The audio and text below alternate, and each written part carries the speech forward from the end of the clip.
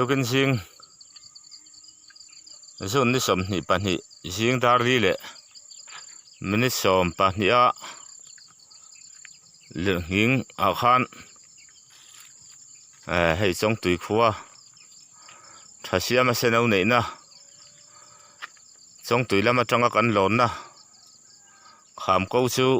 lirhing in aron soi chima kong te po aron dang nein lungtlak na te po a khuar na salhom khop maya a soi na khopa thasiam a senau nei na tlang a chime mo kan tia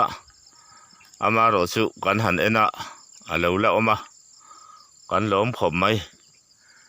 helai zon hi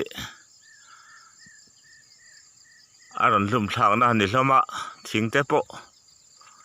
ang mo chen chu lian tak tak hei lo lunual maya tuna hian hei puto ka te po kan zu sia tira ni hi bike nen rang takin lo thleng chawa tlangwal rolan lo thleng anga kan in nam son mai tura kan nga ya hei alung po hi a lian tham khop maya a then chu an tlang thanual bok ani thlanglam ah hian tukin sing ah hian chong tui lirhing ah chuan lirhing hriat ah chuan alat na ber ani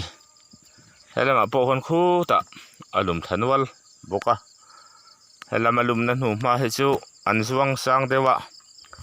alang li tuk vak lewa ti hian kan chong tui khuwa an khuwa lo lang boka helam a hendil kon tlang te lo lang bok ani ara thla khop mai tukin lirhing hi tuipui ra la chuan ceiling chhia te po hall chimte hall ceiling chimte biakin ceiling chhia te mimal tui sem ke te chian na tuipui ra la hian a om nual ani ti kha khwale tui hmun hrang hrang a om te hriata kan ron report ani